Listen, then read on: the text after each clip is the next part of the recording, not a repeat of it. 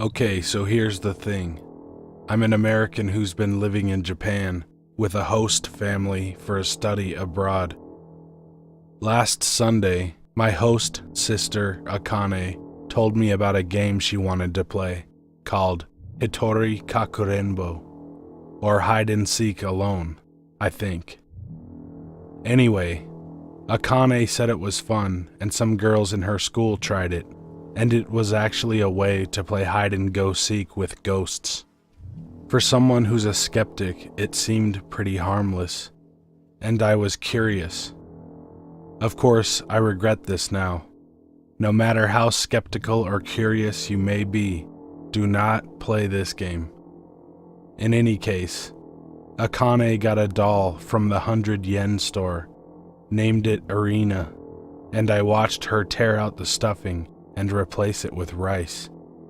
Now I need 2 drops of blood, one from me and one from you, She muttered, trying to remember the rules her friend had told her. She pricked her finger and I pricked mine, and we rubbed the blood into the rice. Then she sewed it up with red thread, and continued to bind the doll with the red thread. Why are you doing that? I asked, confused. The red is supposed to represent blood vessels. We'll sever them tonight at 3. The afternoon 3 or the morning 3? Morning, you idiot. She smirked at me. She also made up the cups of salt water and made salt lines around her parents' room. What's that for? I asked curiously. Apparently, it stops the spirit from going into the room to find you. So are we going to hide in here? Nah, that wouldn't be any fun, would it be? I just don't want their room to get destroyed. In retrospect, I wish we'd stayed in there. Or even better, I wish I'd never done this without knowing fully what could happen. We went to the bathroom at 3 a.m. The rest of the family was out visiting the aunt and uncle who'd recently had a new baby. We put the doll in the bathtub with water and shouted together. Akane and Sarah are the first it. Akane and Sarah are the first it. Akane and Sarah are the first it. Then we ran out of the bathroom, turning out all the lights and switching on the TV in our hiding room to a static channel. Akane grabbed a knife and left the salt water on the table. We went back into the bathroom, and sure enough, the doll was there, in the bathtub, smiling serenely up at us from the bottom. Akane and Sarah found you, We yelled. We yanked it out. Akane stabbed the heart, and we made sure to sever a lot of the red thread before dumping it back in the tub. Arena is the second it. Arena is the second it. Arena is the second it.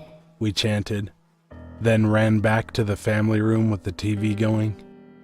We each took a gulp of salt water, making sure not to swallow it, then held our cups firmly before settling in the closet.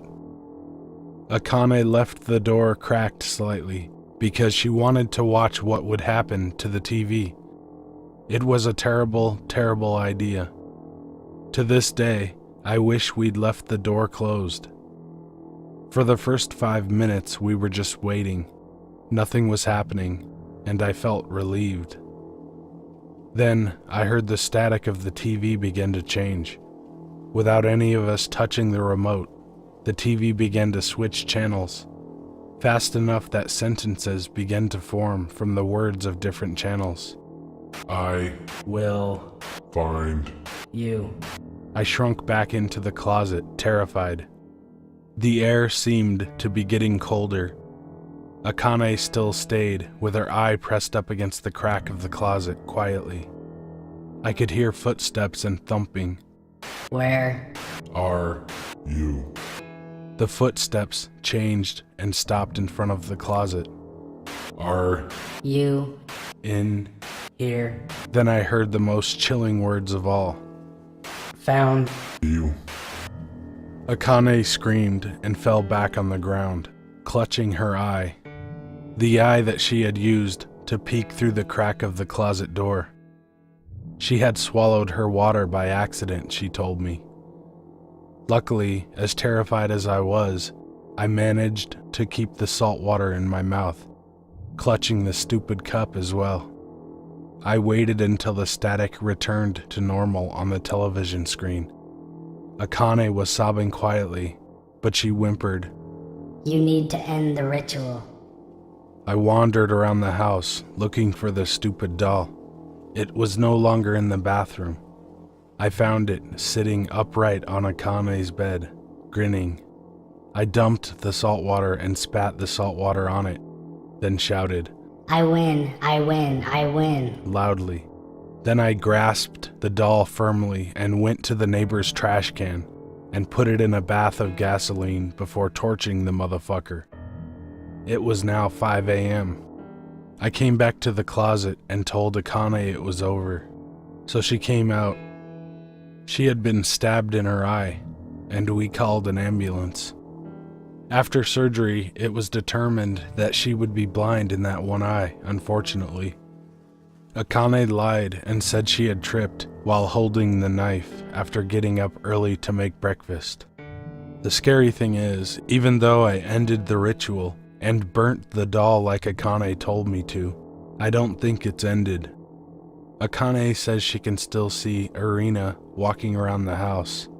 I keep seeing things out of the corner of my eye as well. I don't know what to do. I thought we did the ritual right, but maybe it's still going on. Some other weird stuff has been happening lately.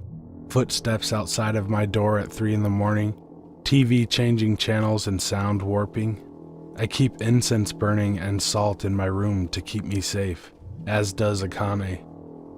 But if someone comes up to you and asks if you want to play hitori kakurenbo, save yourself the hassle and just don't do it.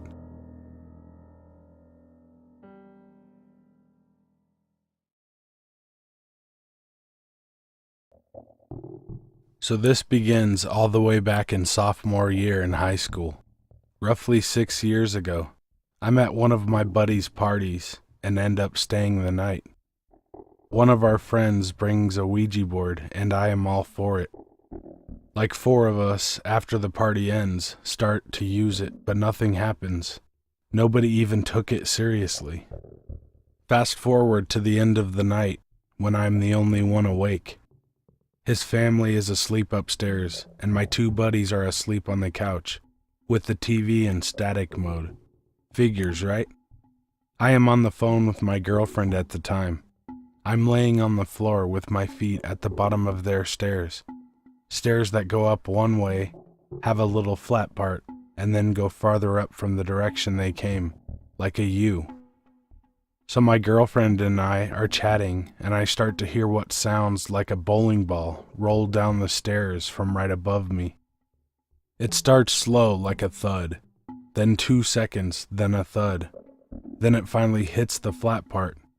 So I am already sitting up at this point, but think someone dropped something, and it's done because there's a wall there. But much to my surprise, this bowling ball makes the turn around the stairs and starts its second descent. I start to panic a bit because even my girlfriend asks what the fuck that noise is. It starts to speed up and it is heading right for me. Right as the thumping gets right near me at the bottom of the stairs, it goes BAM! This loud noise, as if it ran into several metal baseball bats. 2 seconds later, lights come on from upstairs. His whole family is awake and asking what the fuck was going on. With the lights on, I can now see that there was nothing there. So that was my first experience with this Ouija board. Move on to my senior year in high school. My dumbass ended up at that friend's house for another party, and I asked if I could have the Ouija board. He says yeah, and I become the owner of something that would make my house very active. So the home invasion starts with a realistic dream. I'm laying in my bed looking out my window where I can see my neighbor's porch. Everything is dark except for one light shining down on the porch, and all I see is a dark figure. All black with no eyes, even though it's the only thing in the light. just mad dogging me. Then it finally runs at me and I wake up. Just a dream, right? The next few weeks got worse because my dad, brother, and I decided to do another seance, candles and all. But nothing happened with the board. Things just started to get weird around the house. My room was what used to be an office, so it has a hole in the wall to the living room. I would wake up at night by hearing what sounded like a party in my living room, but with people from all around the world speaking, like Russian and German and anything other than English. This happened on maybe 3 occasions, enough to make me start sleeping with a bat under my bed. There were other times I'd be laying down and see the light from the fridge being open, walk out there to see the fridge wide open and nobody there. Or when I was in the shower, I would hear the door unlock and open. Then when I look, it's still locked and shut. One morning I'm getting ready for school around 6 a.m. I'm the only one awake at this time. I lean into the sink to get some water in my mouth after brushing my teeth. When I stand back up, I see a woman walk down the hallway in my mirror. I nearly shit my pants because it wasn't like fog or something. It was a full-blown person. You may be thinking it could have been your grandma or sister. Trust me, I checked the hall. No person, and my sister's room is on the other side of the house, where she was asleep. This lady was so scary, but I never saw her face. Just that she had ratty brown hair and a long white nightgown. Later that day, I'm with my dad after my siblings have gone to bed. He proceeds to tell me that he was in the bathroom the previous night and was hanging a deuce at like 3 a.m. The door separating the sinks and shower space has been taken out, so it's all just one room. He said his back was hurting, so he leaned forward.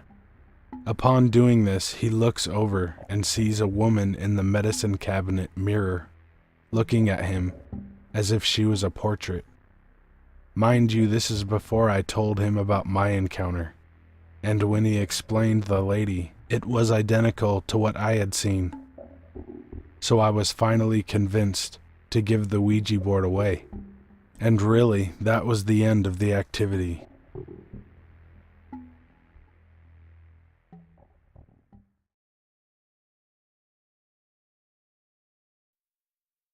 I was born into a very religious family, so much so that my first word was Amen.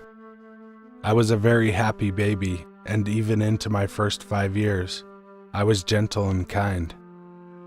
I don't remember much from those years except that I was happy. To this day, those years are my only reference for true happiness. One day, I was playing outside, and I swear to you, I heard people singing. We lived in the country around no other houses, so it wasn't neighbors.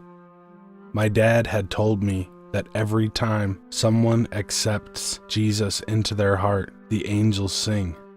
I thought it was angels singing, so I perked up and addressed them. I was only 6 years old, so I don't remember exactly how it went, but I ended up having a conversation with the voices, which became one distinct voice.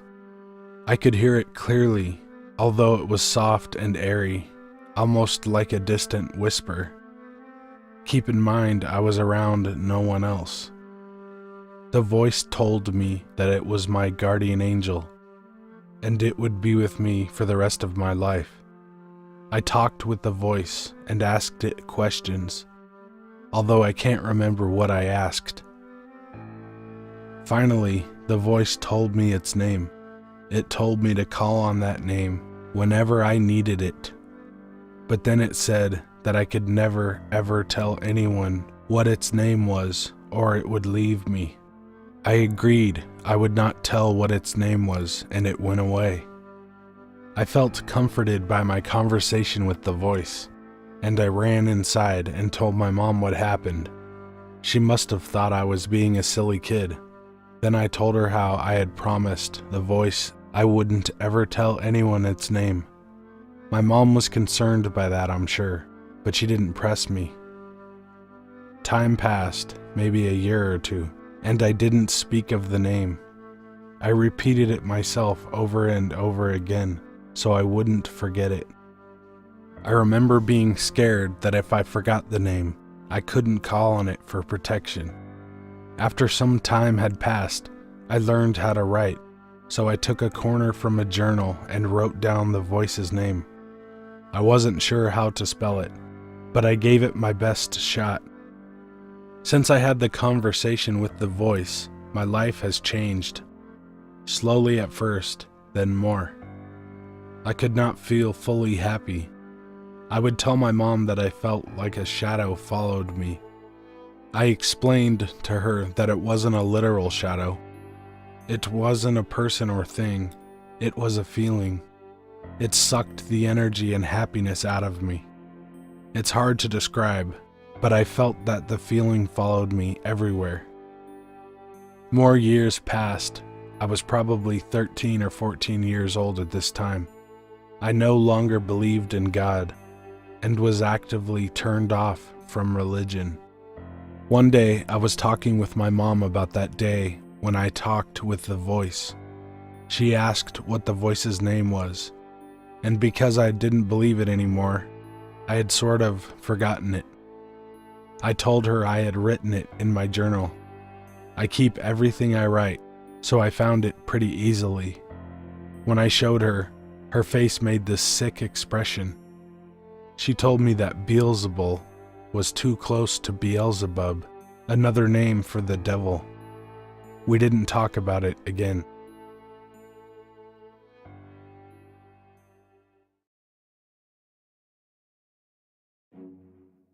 The other day, I was hanging out with my best friend. We will call him Jason. Jason and I have been friends for years. I have told him a few of the stories that have happened at my house. But tonight, when we were hanging out in my garage, we were talking about music for a few hours, and then the topic somehow changed to the ghosts in my house. I started to tell him one of the scarier stories I have had happen to me when things started to go down. So let us backtrack a few years to when I was 15. It was the summer of 2012, and things had been going on for several months now. I was talking to my best friend at the time, and we will call him George. I was talking to George over the phone, alone in my garage. Mind you, there were no radios, no music playing. I was home alone, except for my dad who was sleeping, and we have no neighbors, so there was no one outside. George was playing guitar while talking to me, and he messed up. He stopped playing and asked what I said. I said I didn't say anything. He told me he heard the word dumbass on the phone, which I did not say. Then a little while later, we are talking about religion since I am Catholic and he is agnostic. When I say the word God, George freezes. I ask him what is wrong. He says that he heard laughter on my end of the phone. I did not laugh. By this point, I am totally freaked out, so I head outside to get some air. I tell him that I might get a priest to bless the house if things keep happening. George stops again. I ask him why he stopped talking. He said that he heard a little girl's voice over the phone say, "But we don't want to leave." At this point, I am done. I walk back inside only to be greeted by the shadow figure of a little girl standing in front of me, blocking my way back into the house. I go through the front door. The next day, I text George and ask him how he was. He said last night was utterly terrifying. He said that during the night before he went to bed, he looked out of his bedroom window and saw a shadow man standing under the lamppost across the road from his house. He said it creeped him out, but he finally fell asleep. During the night, he wakes up and looks out his window, and the shadow man is now standing in his front yard. He closed the blinds and managed to fall back to sleep. Then he said he woke up during the night because he was thirsty and wanted a glass of water from the kitchen. As he is walking down the hallway, he looks ahead at the large mirror his family had in the living room. In the mirror, at the end of the hallway, he sees the shadow man standing outside his bedroom door. The man has no face, and his arms are simply dangling at its sides. He stayed in the living room that night. Now fast forward 5 years. As I am telling Jason this story, I get to the part about the little girl speaking. As soon as I say that, the room goes dead quiet. Then we start to get goosebumps. Now mind you, right now it is summer in the middle of Georgia, so it is incredibly hot, and the cicadas are always singing at night. They suddenly stop, and just minutes before, we were sweating in the garage. Now it was freezing. I should also note that by this time, my dog was shaking, and she kept staring at the corner in the garage, like someone was there watching us. All of a sudden, Jason's arm is in incredible pain. He said that it felt like searing, hot oil had just been poured all over his left arm, and that he got burned by a cigarette on his wrist. His arm was visibly red, and the burn mark was there, even though we were not smoking. He got up and grabbed his arm in pain as we walked outside. I took the crucifix that I always wear around my neck and rubbed it on his arm. He said that it continued to hurt for a few more minutes, but that the pain was slowly subsiding. About 10 minutes after I did that, he said all the pain was gone. All that was left was a burn mark, a huge red mark on his arm, and 3 scratch marks near his elbow. We left the house soon after and walked to his to go to sleep. He still carries that scar to this day. I cannot come to terms with what happened.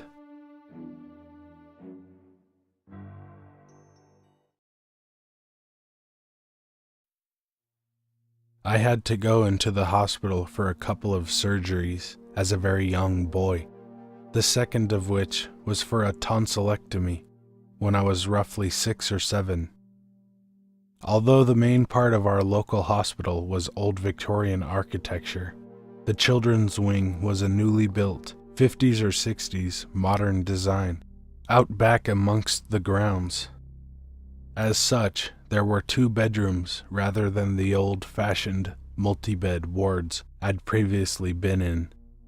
The outside wall of each room was pretty much one huge window, floor to ceiling and side to side, covered by full-length vertical blinds that were left open most of the time. This afforded a lovely view, during the day, of the grassy lawns and trees of the hospital grounds, with some other buildings in the distance. These days, a simple operation such as mine is an in-and-out day job, but back then it required me to be in for at least 3 days, barring complications. So I was admitted one afternoon, with surgery scheduled for the next day, and put in a bed nearest the window, another boy already occupying the other bed. My parents stayed to settle me in for as long as they were allowed, but eventually they were shooed away by the matron, and I was left alone. I won't say I was a brave little soldier. I was crapping myself about the surgery, but I had enough of my own toys and stuff to occupy me until the nurses said, "Lights out for the night." Now here's where things got weird for me. I awoke sometime during the night and realized that the nurse had left our blinds completely open. The grounds outside were pitch black, a stark contrast from the daytime view, but that wasn't what was scaring me. Right in front of me, as I lay on my side facing the window, there were 10 or more people pressed up against the glass. Imagine the sort of zombie crowd like in The Walking Dead, but without the gruesome makeup, all vying to be at the front by pushing against each other. The ones at the front being squashed against the pane by the ones behind, in an effort to be noticed. What was most odd was that, although it was pitch black outside, with almost no light from the ward corridor, these figures were highly detailed, as if lit by their own source, and black and white like old photographs. They looked like everyday people of varying ages, and both men and women. I would have expected, if they were normal people, to have heard bangs or squeaks on the glass as they were moving against it, or their grunts and voices. But there was a conspicuous absence of sound from them. Just the normal sounds of the nightly routine of the ward from further within the building. Needless to say, I quickly turned over and quaked under the blankets for quite a while, not daring to look at the windows again. The next morning, the hospital bustle carried on as usual, and I was eventually prepped and taken down for surgery. I awoke from anesthetic that afternoon with the discomfort of removed tonsils as advertised, and awaited my parents at visiting time. I never told them about the people at the window. I feared their ridicule. The nurses told them I was mending nicely, and I could be discharged to go home sometime the next day.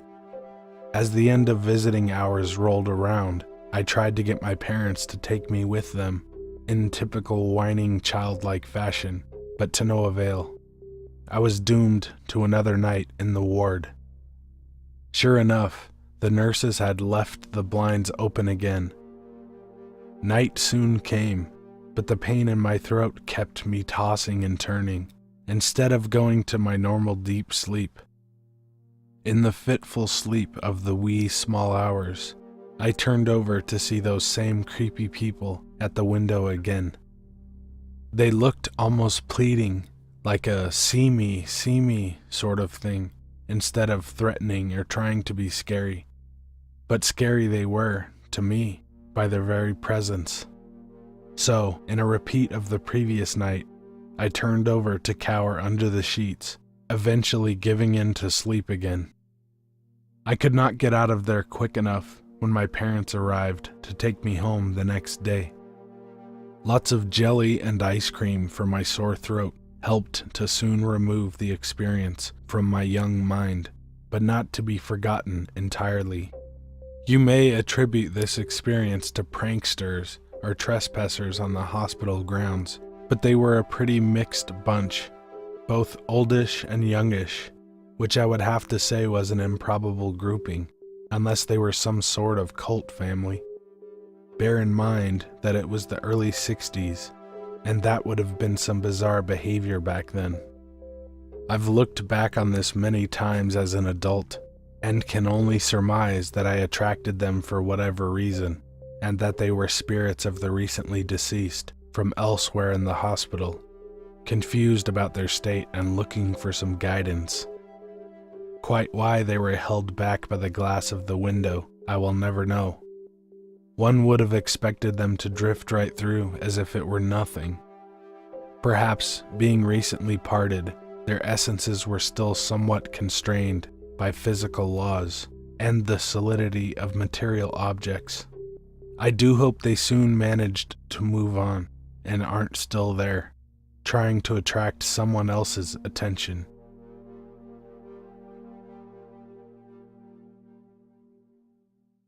Hey guys and ladies, thanks for watching. If you want me to tell your story or read a creepypasta, email me at the address in the description. No, shut the fuck up!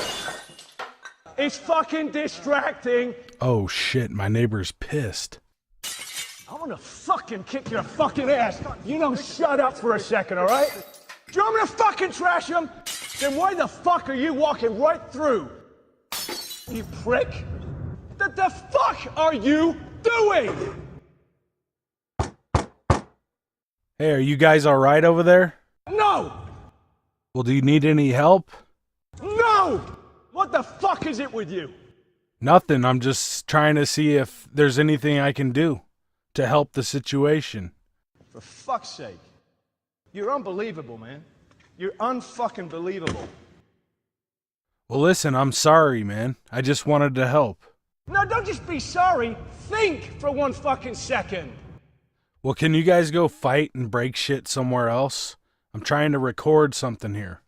Are you professional or not? Well, I don't know if I'm professional, but I have a channel on YouTube. Oh, good for you. Hey, I saw your cousin at the gas station. What is he doing there? I guess he's working there. I told him he should check out one of my videos. He doesn't give a fuck, all right? All right. Well, are we still friends or what? No! Well, I don't understand, dude. Why not? What don't you get about it? Give me a fucking answer! I just don't know why you're mad at me. Can we be friends again tomorrow? No! Well, do you think darkness is your ally? No! All right, well, have a good night. Be good to animals, even people. See ya. Ja, snälla, Bergsbes, Rish.